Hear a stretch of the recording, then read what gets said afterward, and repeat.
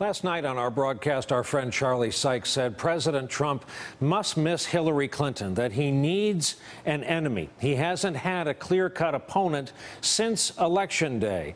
That doesn't mean he hasn't gone after many people and groups. A quick check of his Twitter account in just the last month shows he's still targeting Clinton, but he's trying on a few new attacks too, like leakers, the fake news media, the Freedom Caucus, Republicans, mind you, Obamacare, North Korea, and Snoop Dogg, failing career and all. Back with us, gentlemen who were with us earlier in the broadcast, Michael Steele and Rick Stengel. Rick, along these lines, why as well is it so important for the president to say the world is a mess? He did it again today. The world is a mess. You know, Brian, I've seen this and seen it with dismay since the beginning. And for the life of me, I think it's in part because he had never really looked at the world before, right? The world is a dangerous place. And he hadn't really realized that before. If you look at what President Obama faced when he came into office, a financial conflagration of the whole planet, the rise of ISIS, the Russian invasion of Crimea and Ukraine. I mean, it was a much more dangerous place. It's a less dangerous place in part because of the Iran agreement. So I think he's just looking at it in a way that he hasn't actually looked at it before, and he goes, my God, this is really scary.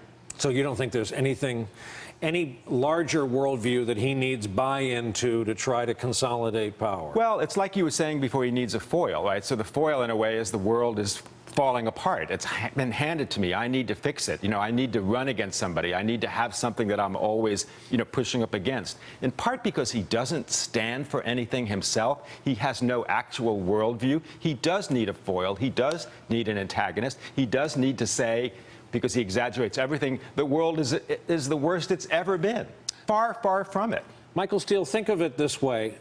The Russians launched basically a basketball with a flashing light on it called Sputnik.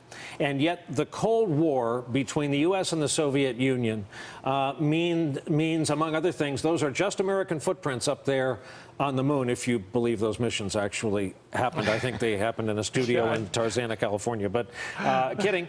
But having that enemy was, in a way, beneficial for both countries, even though Tom Friedman famously wrote, we found out the Soviets couldn't build a light bulb after all. Do you believe in this theory that Donald Trump needs a clear and defined enemy?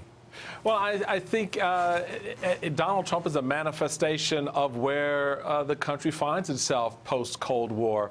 Who do we look at as the main foil?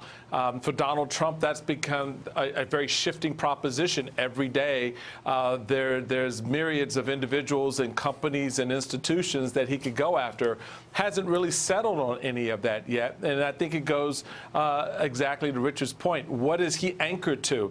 Because that comes from a place that you're moored to principally. You have a value system that you project out onto others, and they engage you and you engage them around those sets of principles and ideas. That's not been Donald Trump's, main operation. He's a deal guy. It's like, okay, I walk in a room, I want to build a building, I build a building. This is a very different type of an engagement and environment where people actually respond back and they actually push back, as we've seen with North Korea, as we've seen now with Syria. And today in the Rose Garden, he's like, well, this is my responsibility. Well, yeah, you're president. And that's the way, he's discovering and putting all these various pieces together. So there's not one person or thing that he goes after on a day-to-day basis, because he's still trying to figure out who that enemy is. Hillary was that representation in the campaign. Who is it now? Rick, the fascinating thing that came out tonight is the transcript of the New York Times interview with the president. The talk about his spending plans, building big things, no talk about eminent domain or competitive bids, but what's going to happen, how much money is going to be spent. Isn't the more important question for him, who are his friends as a 35-36% president in the Quinnipiac poll? Who's he going to do this with? Well, but I think that was smart of him when your ratings are 35, or ratings, that's the wrong word. Well, right? That's his word. To him, that's yeah. the polls. if you choose a topic, a subject like infrastructure, which you can have bipartisan support, where you can have public support, where it does actually throw off jobs and investment and help the economy, that is where I would be going for. I mean, I wouldn't be going for things like health care or tax reform in the sense that, because that actually splits people even more. Here's something that actually could bring a little bit of more of a consensus. Promise people a new airport. As I keep saying, though, they got to find a better word than infrastructure, as sexy as it is. Michael Steele, thank you very much. Mr. Secretary, thank you. Hey there, I'm Chris Hayes from MSNBC. Thanks for watching MSNBC on YouTube. If you want to keep up to date with the videos we're putting out, you can click subscribe just below me or click over on this list to see lots of other great videos.